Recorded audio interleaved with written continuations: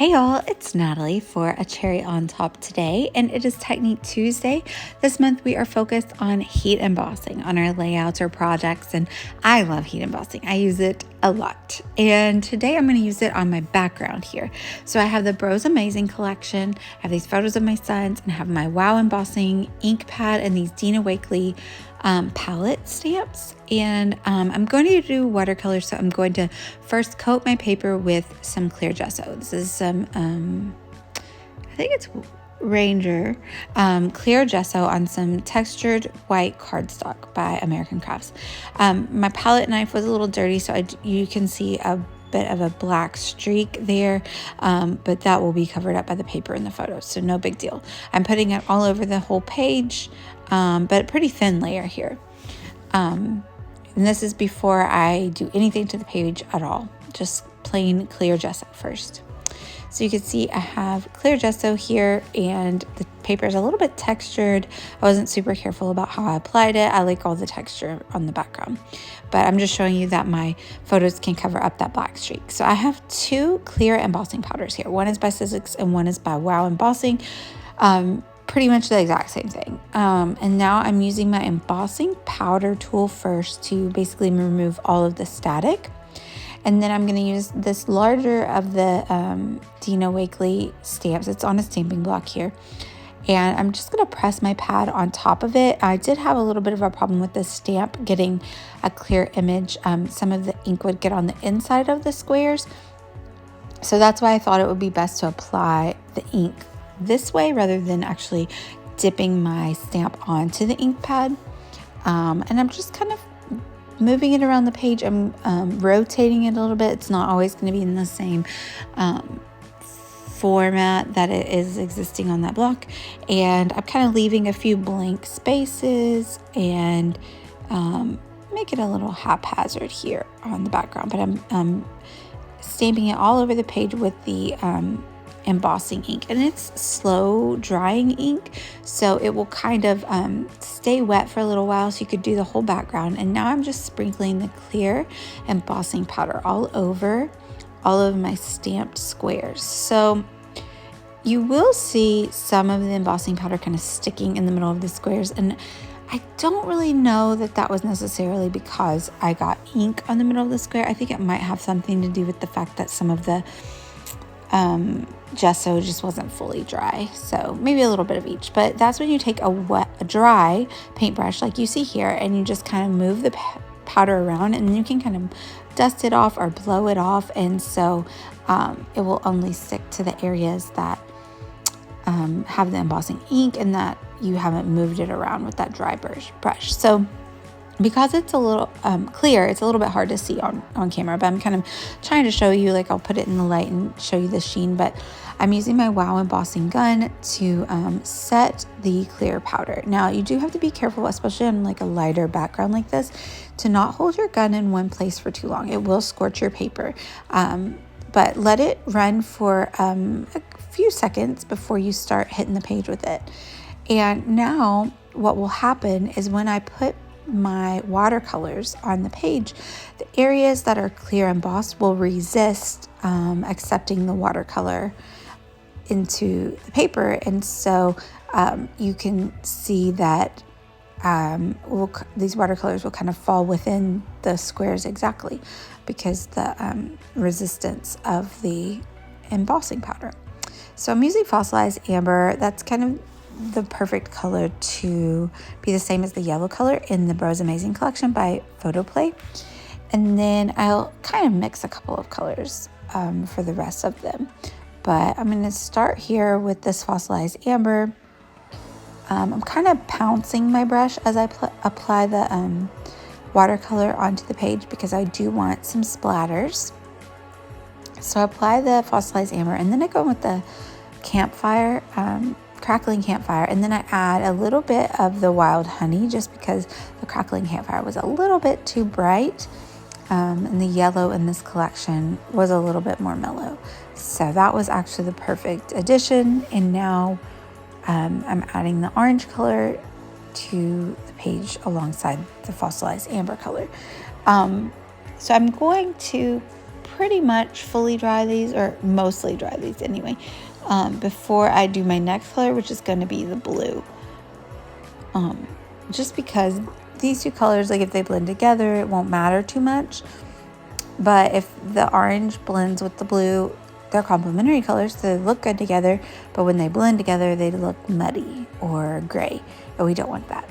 So that's why I'm going to allow these warmer colors to dry almost completely before I start applying the cool blue color. But I'm loving the way that looks. I didn't roll it up with a paper towel. So I did kind of let this all dry naturally, and that's why you see different levels of color there. In some of the pools, it was a little bit darker, and areas where there were more water is the lighter color. So now I'm trying to get the right blue that comes in this collection. I used that, what do you call it? Chipped sapphire with the speckled egg. And it was kind of dingy. Like it kind of gave me like a gray brown, and that wasn't really what I was going for. So there's where I go in with I think that's tumbled glass. Yeah, it is. And then I kind of remove the bit that's kind of gray with the chipped sapphire, and I go in with the tumbled glass, and that kind of gives me a prettier blue that is more similar to the color that's in the Bros Amazing collection.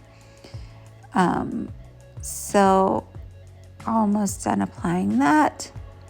I will let that dry pretty naturally because it's pretty light, and I don't want to use a paper towel roll or anything and pull up the color.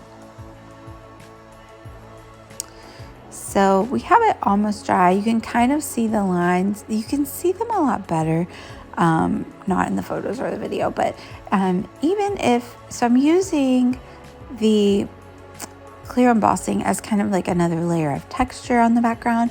It defines the squares that I was trying to keep each of my watercolors within. But it also really gives a nice sheen to the page as well. Just kind of elevates your mixed media. So now I have this Distress Oxide black ink. Sorry, it's not oxide. This is a Distress ink black ink, and it's an ink re-inker, but I was just using it to add black splatter onto my page. And then in the places where there was still a little bit of water pooled up or with the watercolors, I just kind of plonked down that black to let it kind of dissipate within those pools of color. So I picked 3 of the pattern papers from this collection as well, and I just cut strips of them in varying lengths and widths. And then I'm going to kind of create a little bit of an L design. It goes off to the right, so I guess I can call it an L design. I do leave room. There's kind of some area where there's not any watercolor or heat embossing, and so that's perfect for the journaling that I want to add. So I'm going to go ahead and commit down. Just know that when you have gesso and all this mixed media on the background, you will likely have to add a lot of adhesive. I did back both of my black and white photos with white cardstock. I forgot to rough them up, so I think you might see me pick them up. Yeah, that's what I'm doing here. I pick them up and like kind of run them through my distresser a little bit to make sure they have the same treatment as the pattern papers. But I'm really loving that background. I think it's really fun. It says a lot without using much pattern paper. So now I'm just going to use these stickers and then combine them with some stamping to make my title. The photos were my sons at the nail salon with me. They love to get a pedicure. I cannot convince their dad to go, but they love to get a good pedicure. Sometimes Lachlan gets colors. Heath does not, but he still loves, it feels really nice. And he doesn't have to do his own toes right at home. So I'm going to outline the sticker with my black gel pen. And then I'm going to use these Heidi Swap alphas to make the word petty. So the title is going to be Epic Petty. Then I'm going to do some journaling under there. So maybe don't take your sons with you to go get pedicures because they want to go every time I go to the nail salon. No, I have to be like, no. A lot of times, maybe once every other month I might take them or something, but they would go every time with me if I let them, but I don't. This one said 100% recommend, and so of course I had to use that because they would 100% recommend going to get a pedicure.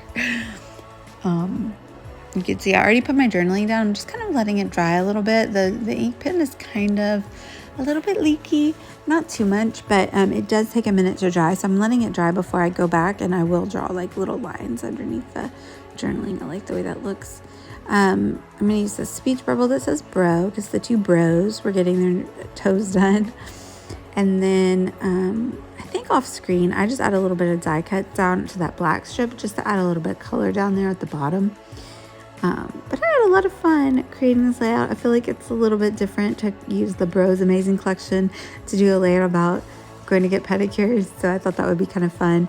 And I had a lot of fun just adding this heat embossing and elevating my mixed media on my background. So let me know if you have any questions. I'd love it if you would like and subscribe. You can find me over here at Natalie Dill on YouTube, and you can check out the links down below to shop for these products at Cherry on Top. Bye, y'all.